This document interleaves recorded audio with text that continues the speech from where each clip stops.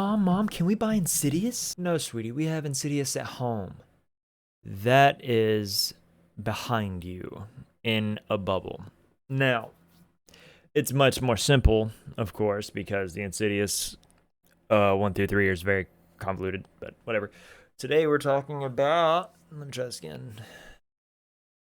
Today we're talking about me behind you. And much like the story of this movie, everything is behind you now.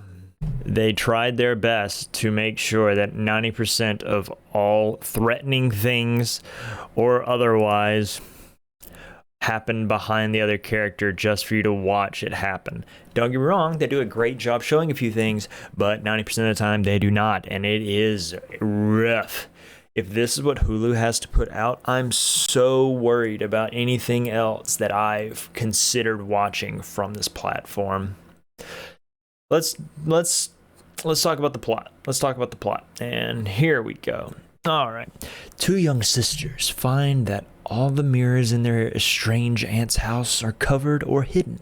When one of them happens upon a mirror in the basement, she unknowingly releases a malicious demon. Now, look. I did a video earlier on that discusses how dumb kids are, and it just happened again here. Like, Aunt says, don't go into this location. One of the two sisters, they've recently lost their mother, thus they're having to stay with their aunt for a while before moving in with their father.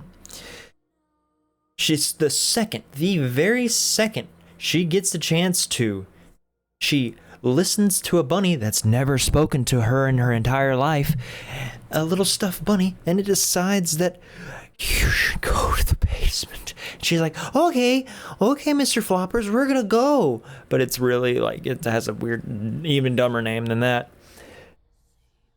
I can summarize this movie relatively quickly. Slow start. Convoluted. It's strange to say that a ghost story is strange because there's certain scenes where it's tangible and they stab a ghost, and then the ghost can be downstairs but also upstairs. I'm confused, but that's just me. All right, plot.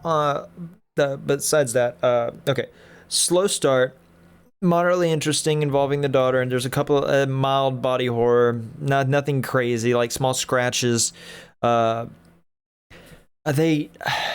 plot also attempts to make the family, that the aunt that they're staying with and her friend come off to be the bad guys, and then they try to put sympathy on them, and then they take it back again, and then they want people to not trust them, but then that character instantly takes their entire word for it 2 minutes later. My brain hurts a lot. Plot on this is a 3. This movie is filmed with such beautiful cameras and such awesome shots, but it's simple. It's so simple, and the dialogue is... I could have written this movie, and I have the writing intellect of a freaking middle schooler, apparently, because there's just so much, plot's a 3. Plot is rough. Character development, and it's all over the place. Like, it starts off, they believe that they only have themselves to trust, and that's fine. Okay. So character development, the characters in it are not great. Then you have moments where the dialogue just ruins 90% of the characters because it's the most, I don't even know how to put it. It's the most basic. Oh no, really?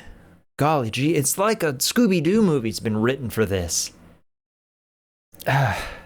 Characters and character development, it's all over the place. Most people stay the same, and then, like I mentioned earlier, you're bad. I can't trust you right now. And within 3 to 4 minutes, flip it. Like, that is, you're saying that this is how it has to be, then this is how it has to be. Ugh. It is infuriating. Uh, the character development's probably about a 4. The threat's confusing because it's a ghost in the first quarter of a movie, and then of course it possesses somebody because it's a demon technically, I guess, and then it's not those things, but it is those things, but it's not those things. If that makes any sense whatsoever, because it shows possession, and then it goes shows possession. They use something early on in the movie to kind of use it for a almost like a planted foreshadowing of how this is supposed to go down, just to use it for a few seconds and it not matter. It's, I don't know. They do really good. I guess we'll go into scares. We'll talk about scares. Threat's about a 3 again. Like, it's I hate giving something that's filmed so beautifully such a low score, but it is just not great. It hurts. All right. So this, like, scare factor or scares, I'm trying a new list. I've asked a bunch of you people what I should do, how I should phrase it, how I should do. And okay, they have decent scares, but you can definitely tell they're aiming for like the teen scream. Like it's the quick jump scares, make the music go very loud, and there it is. But they also do good things. I'm more of a subtle scare guy because once you watch like 100+ horror movies, you get kind of dulled down. So they do a good thing. They do good things involving the mirrors that this entire thing's based off of by just showing. The demon, the person who plays the demon, does a great job because you're getting to see them slowly creep and like pop, lock, and drop all the way to that location as they're just slowly getting to them. But it's just, it's the same scares over and over and over again, which is pretty much just, do you see it? No, you don't. It's grabbing you. Loud noise. So, scares probably about I give it more because of the overall, like, it's mostly just the actress that plays the demon. I believe it was a woman. I'm not sure, but I'll give it the scares like a 5. Somebody asked me to put a is it newbie approved? Like, would a new person be able to watch this and not be like crap their pants scared? Probably.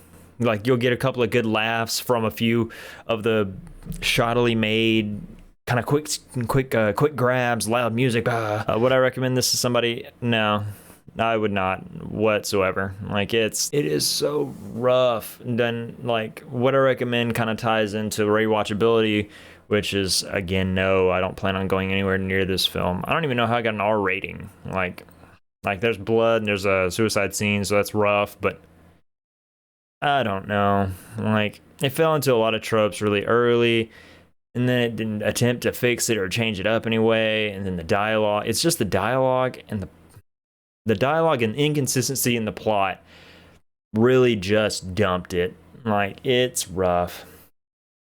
So yeah, about a 3.4. Like, I give it a 3.5 just to be kind of nice, but because it's filmed really well. It's set for, I forgot to mention early on, whoever films the first like 10 minutes of the movie had to have been filming, let's see if I can, had to be filming like this. They had the shakiest hands on God's green earth, and the amount of budget that they had to put into like the camera itself, they could have bought a tripod. Just hold it, or the little anti-shake like life jacket that they wear, and just kind of coast with it. But this dude must be on a freaking roller coaster. It made me almost like I was sick in the first like 5 minutes, just trying to make sure my eyes weren't just shaking out of their skull. It's 3.25. That's it. 3.5. 3.25. Why did I say a half? 3.25. Thank you. That's it for this one, and that's behind you. And let's put this movie as far behind us as possible as we go into the next one. Stay scared. Take care.